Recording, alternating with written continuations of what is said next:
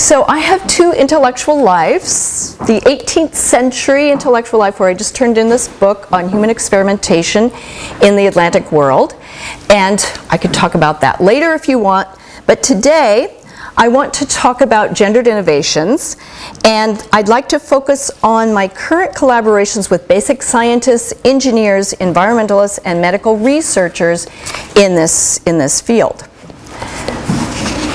Gendered Innovations was funded by the U.S. National Science Foundation, the European Commission, and Stanford University. We brought together over 80 natural scientists, engineers, and gender experts in what we think was a unique collaboration to work on these case studies that I will tell you about, these examples of how, if you consider gender, sex and gender in research, you get something new and better. And for this project, we drew from talent across the US, Europe, and Canada, and I'm delighted to say that we've now expanded into Asia. So Gendered Innovations is about integrating sex and gender analysis into the design of research. The operative questions are, how can we harness the creative power of sex and gender analysis for innovation and discovery? Now, the field of gender and science has for many years pointed out gender bias, but we need to turn it around to something positive and say, okay, if we have this as a tool, what can we find that is new and exciting? So does considering gender add a valuable dimension to research? Does it take research in new directions? So your job in the next few minutes is to figure out what gendered innovations are, how they apply to your work, and to see how gendered innovations stimulates creativity, gender equality, and makes research more responsive to society. It's a tall order and very exciting. So let's get started. Doing research wrong costs lives and money. 10 drugs were recently withdrawn from the US market because of life-threatening health effects, and 8 of those posed greater threats for women. Not only did these drugs cost billions of dollars to develop, but when they fail, they cause human death and suffering. We can't afford to get it wrong. Doing research right can save lives and money. An analysis of the Women's Health Initiative hormone therapy trial, which was a large NIH trial done in the 1990s, found that for every dollar spent, $140 were returned. The study also saved lives. There were 76,000 fewer cases of cardiovascular disease, 126,000 fewer breast cancers, 145,000 more quality-adjusted life years. And while most of the results were positive, the analysis did find 236 more osteoporotic fractures. So I really like this kind of metrics. I would like to get more of these kinds of metrics when we find a gendered innovation. You know, how would you measure the value of that new research? It's crucially important to identify gender bias in science and technology, but analysis can't stop there. We need to turn it around. We need to get the research right from the very beginning. We need to harness the creative power of gender analysis to discover new things. This is the goal of Gendered Innovations. So now I'll take you to our website. The website's free and available to everybody. We built it to work as fast as in India as it might on the Berkeley campus, and all materials are peer-reviewed.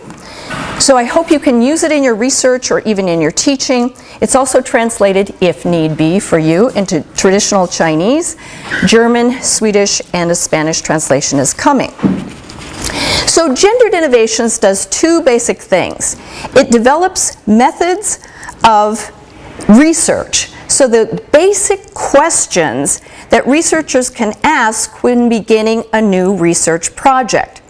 And these methods, if you look at this for a minute, and if you're in STS, you'll recognize that these methods follow through the scientific process. So they're valid for setting research priorities, for rethinking your basic concepts and theories that you're going to apply, for formulating research questions. A central one, of course, is analyzing sex, analyzing gender, and so on, down through the process, evaluating results, transferring ideas to market, drafting new policies.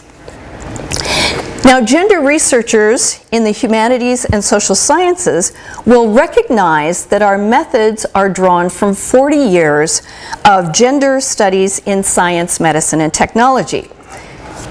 Now, we reduce this to 12 methods. It's pretty audacious to try to do that. But if you don't have something quick, and if you can't reduce complexity to kind of elegance, let's call it simplicity, I think knowledge doesn't travel. So gender theory has done a lot to transform the humanities and social sciences, yet it's made little headway in the natural sciences and engineering. And this is the problem that gendered innovation seeks to remedy. Health and medical sciences, by contrast, represent a middle ground. Humanistic gender theory has been deeply influenced by feminist biologists and medical researchers, especially in formulating new understandings of sex. For example, Anne Fausto-Sterling's work on sex and race in osteoporosis drove home the point that physical sexual characteristics, so the very bones that support the human frame, are formed by cultural norms related to exercise, diet, customs, and mode of life. And Suzanne Kessler's work on intersex further drove home the point that even sex is not a given, but varies by medical, psychological, and parenting practices. The complications of transgender have led to further scrutiny of efforts to analytically distinguish sex and gender. So we know that this distinction between sex and gender, you all know what that is? Yeah? Okay, so sex is biology and gender is cultural behaviors and attitudes. We know that this is just an analytical distinction, and in real people, you often can't, when you're doing a medical project, you often can't really tease them apart. It's a tough thing to do. So there's much that we could discuss here. Now, in the Gendered Innovations Project, we then, in addition to developing methods, we developed case studies. And these are 25 specific examples of how sex and gender analysis brings good results, brings you something new. We put these in buckets of science, health and medicine, engineering, and environment. And I'm going to talk about a few of these. Now, I was very inspired. You know, you need stories, you need examples, and I was inspired by social scientists who taught us very quickly about gender bias in institutions and in culture. You know, the unconscious gender bias. We got all these stories about two CVs with a male name and a female name, and the male kind of consistently got the job and got a higher salary. So I wanted to find those kinds of stories for the knowledge aspect, for what I call gendered innovations about research. And so we developed 25 of these stories, and I'm going to give you a few of those examples now. So my first example comes from cells and tissues, and looks specifically at stem cell therapies.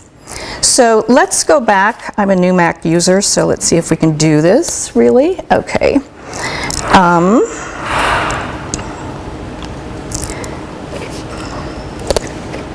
Okay, so let's go back to why 10 drugs were withdrawn from the US market.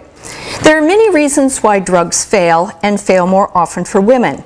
And one reason is that most research is done in males, still today, in 2015, whether they're humans, animals, or cells and tissues. And this study was done by Irv Zucker, who's here in the room. You have a national treasure here at Berkeley. He did this extremely influential study in 2011 of the sex of the animals used in research. And the blue here shows you that male animals are used more than females in all areas of research except, you could probably guess, reproduction and also immunology. But what I'm interested here is in this gray part because that's where the sex of the animal was not recorded. Now, if you don't know the sex of your animal, you can't analyze it. This is research money wasted. You might as well throw it out the window. A similar study was done also in 2011 at Mayo Clinic, kind of a knockoff of IRVs by Virginia Miller, and she looked at the same issues in cells and tissue, and here you see only gray area, right? The sex, people just don't know the sex of the cells in their cell lines that they're using for research. So again, this is research money wasted. So now let's look at the issue of stem cell research, and we have that here.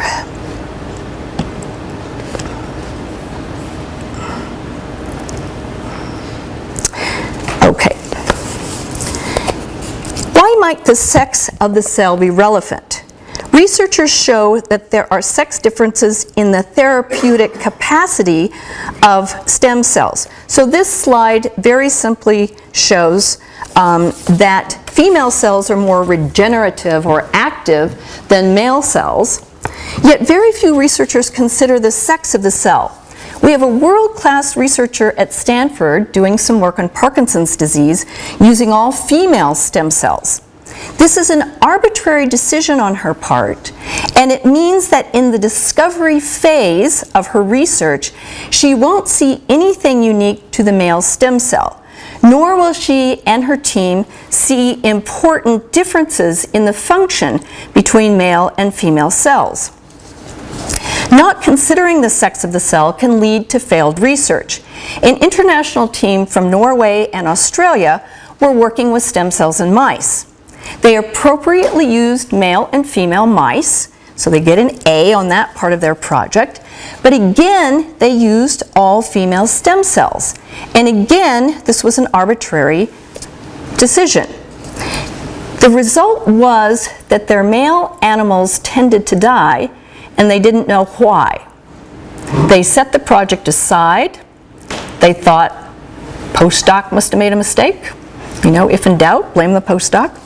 But eventually, through a Gendered Innovations workshop at Norway, the team realized that they should consider the sex of the stem cell as well, and they found that by sex matching of donor and recipient, they got the best results. So, of course, you have to consider all of the possible combinations.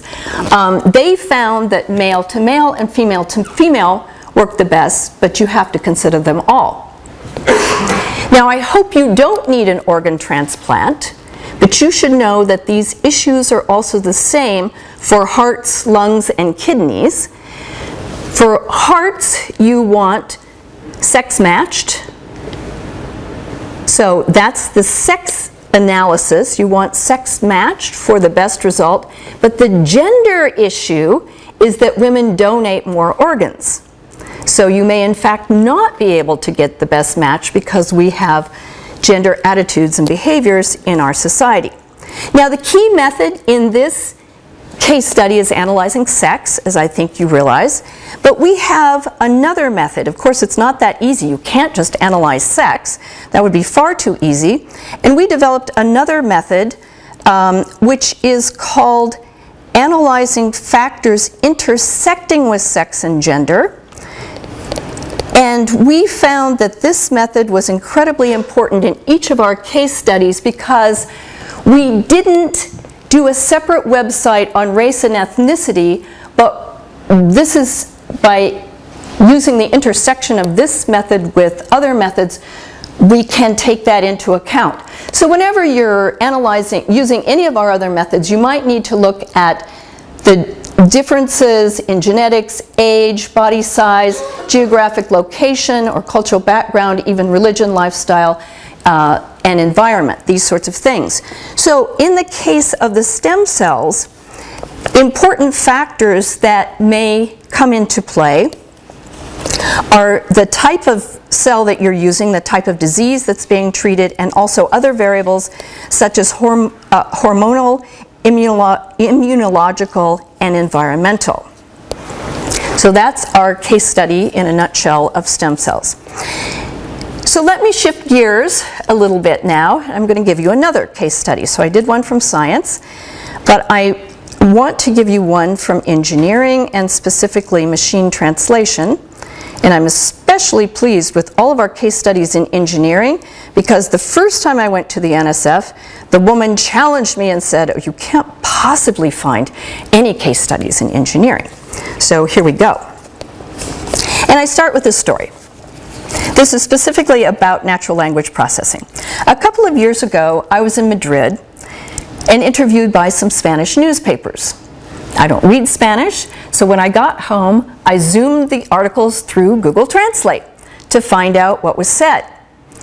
And to my great surprise, I learned that Google Translate has a masculine default. So Londa Schiebinger, he said, he thought, and occasionally it wrote. Now, you know, I've invested a lot in being a woman in my field, so I was a little distraught. So how can such a cool company as Google make such a fundamental error?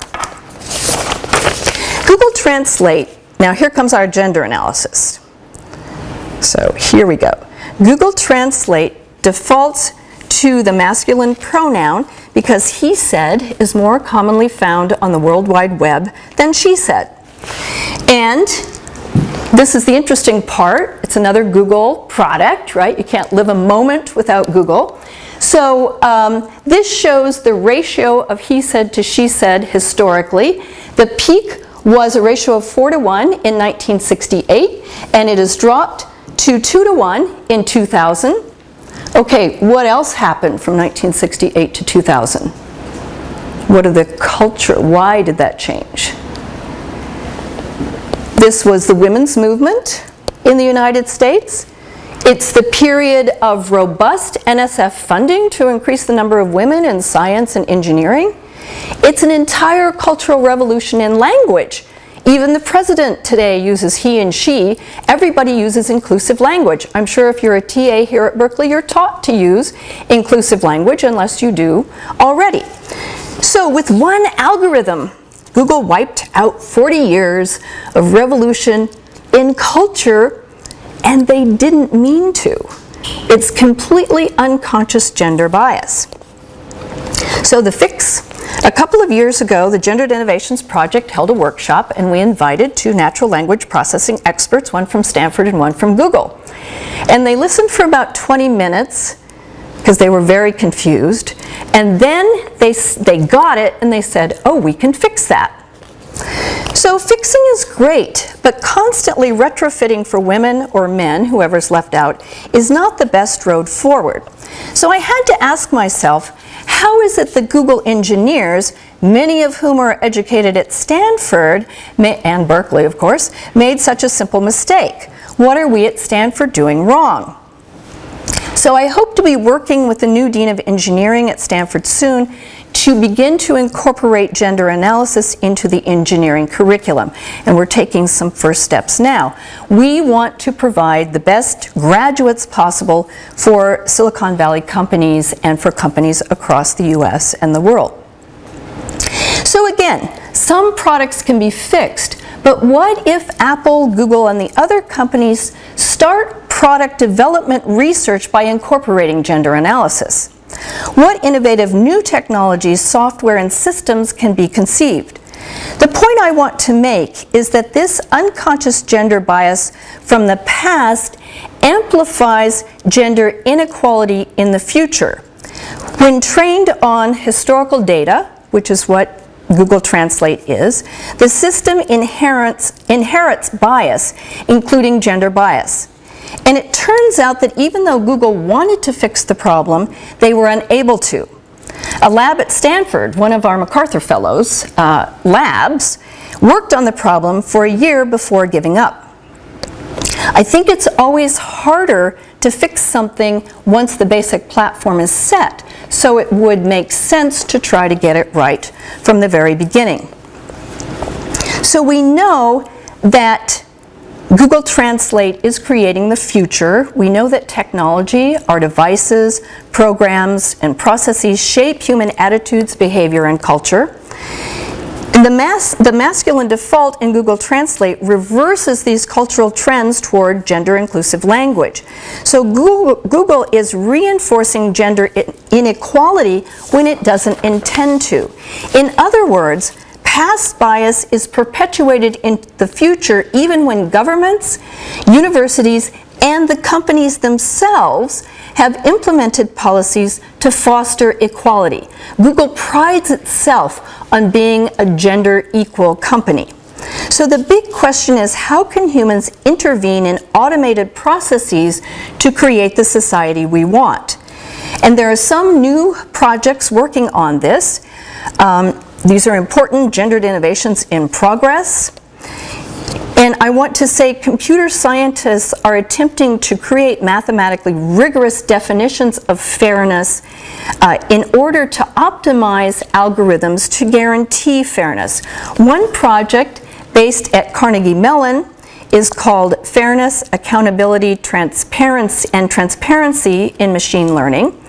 And they're working on ways to recode individual data through intermediary data, control the kinds of characteristics that they're looking at so that they can enhance fairness. And another project based at Microsoft is called Fairness Through Awareness. And they do a lot of work on university applications and admissions. And so if you trained your algorithm on historical data at Stanford and asked, okay, which of these applicants is going to be successful, it would return to you a certain kind of student.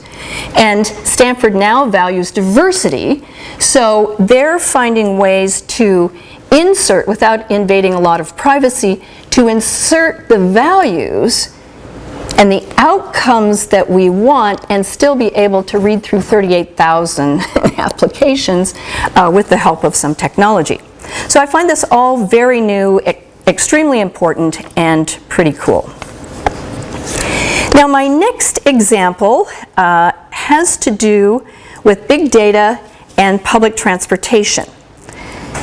One of our methods here is rethinking concepts and theories. And this we found was an important one. Theories, of course, provide frameworks for explaining and predicting phenomena. Concepts frame how research is conducted within a particular field and your concepts can influence what constitutes an interesting research topic, what needs explanation, what counts as evidence, how evidence is interpreted, and what methods are considered appropriate. We applied this case study we applied this method in our case study on public transportation.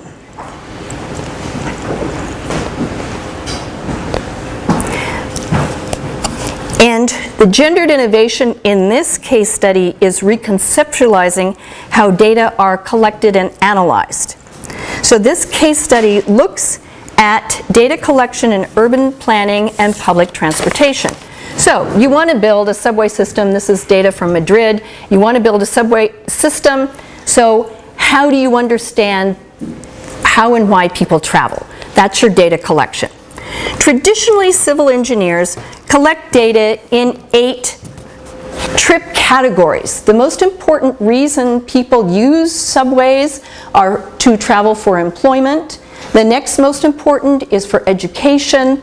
Then there's shopping, grocery shopping, shopping leisure, strolling. I'm not really sure how the Spanish are strolling on their subway, but who knows. Escorting, which is like taking children to daycare or an elderly, taking someone to a doctor's appointment, visits, and the other sorts of things. None of these traditional trip categories capture caring work. So if you take caring work and take it out of, if it's hidden in these categories, if you take it out and put it into its own category, if you reconceptualize how you're collecting this data, it becomes the second most important reason why people are traveling. Now, this is important because people who travel simply for employment have a particular travel pattern. They go from home to work and back. Now, people who travel for employment and caring work have other kinds of patterns. They go from home, they go to the daycare, they're going to go to work, they might go to the grocery store, the dry cleaners, they better go back to the daycare, and then they go home again. So the method here, as I said, is rethinking concepts. Rethinking basic categories of data collection can bring new results. We call this conceptualizing the mobility of care, so caring for children or elderly parents or disabled, anyone who needs care. So we call this the mobility of care and consider it a category of analysis. Incorporating the concept of mobility of care creates more efficient transportation systems, can reduce costs, and enhances the quality of life. So as a final one of these gendered innovations, these examples, we have a bunch of them. You can just, read through them. We have in each instance, we have, I hope we're really user-friendly, we have an abstract that you can read. We have the full case study, which is only 2,500 words because we did focus groups, and I had to learn how engineers read, for example. They don't read the same way humanists read. In fact, they told me they don't like to read. They wanted more charts and images, and I did my best. And then we have, in a nutshell, which I think I need to rename because I don't think people, that's for journalists. Or if you want to drop it into a lecture, it's a short little version that you can use. So as my final example, I want to talk about water infrastructure and take us to sub-Saharan Africa.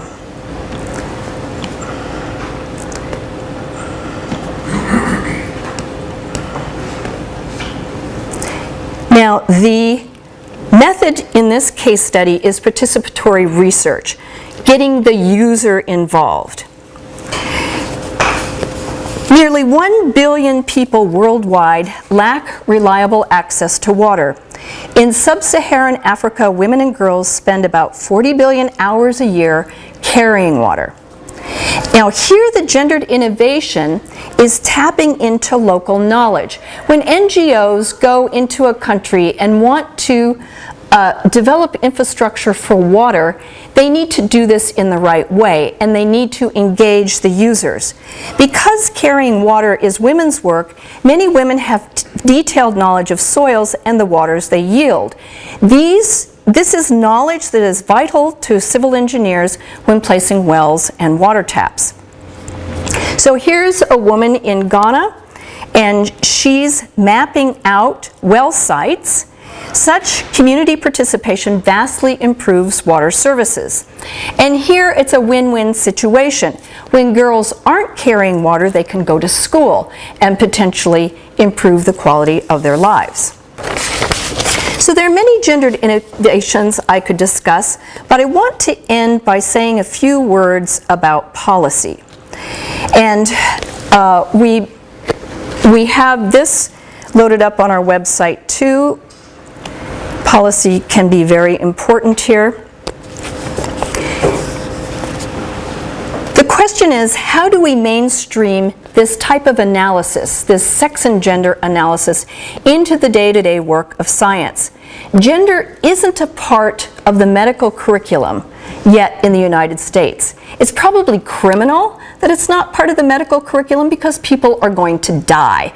And so we have to, and it also means that because the current generation of professors here at Berkeley or at Stanford haven't had gender analysis as part of their education, the question is, how do you bring professors up to speed in something like this?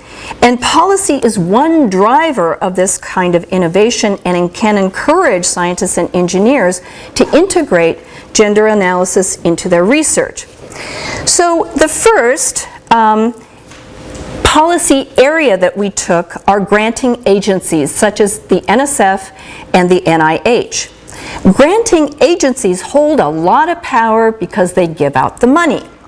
So what can they do? Granting agencies can ask applicants how sex and gender analysis is relevant to their proposed research. And this is where it gets really interesting. In December 2013, the European Commission launched Horizon 2020, which is their funding framework for the next 7 years. It's a big deal. And as part of this, they identified 137 areas of science and technology where gender analysis could benefit research. And you will get extra points. You know, it's still not required, but you get points on the basis of including this as well. And it's not maybe areas that you expect. It includes computer hardware and architecture, nanotechnology, oceanography, geosciences, organic chemistry, aeronautics, space medicine, that's really interesting, biodiversity, ecology, biophysics, and so on and so forth. So they're asking their applicants to consider, to explain how sex and gender is integrated into their research, or eventually they won't get the funding. Now, the European Commission is the global leader in this kind of policy. Other interesting places are the Canadian Institutes of Health Research. Since 2010, all 13 institutes have requested applicants to consider sex and gender in their research. And they're right now considering a way of scoring that, whether it will become 10% or probably more like 10% of the score. I was going to say 15, but I don't think they'll make it that far. Canada is well on the road to transforming medicine by increasing the pace of new discoveries, diminishing errors of extrapolation between sexes, and mitigating adverse events in the development pipeline. Another interesting granting agency is the Bill and Melinda Gates Foundation. Since 2008, they've required gender analysis in their development work, especially in agriculture. And they're now considering making this applicable to other parts of their foundation's work as well. Now, the US, NSF has absolutely no requirements or requests in this area. My old friend, Franz Cordova, is now the director of NSF, so we were colleagues at Penn State. So I'm hoping that, she knows all about gendered innovations. I hope that she can move something along. NSF could do this for engineering, any area where there's a human endpoint. Probably sex and gender analysis is important, so I think we could easily do that. Now, the U.S. National Institutes of Health in June of this year announced that in January it will be requiring sex analysis in preclinical research. That is research in cells, tissues, and animals, and they rolled out their guidelines in June. So we're waiting and encouraging NIH to drop that second shoe and to include gender analysis. Right now, the NIH says you can't look at gender until after clinical trials. A bit late, I think. I could enumerate the ways, we just did a new case study on animal research, I could enumerate the ways that considering gender is important in animal research.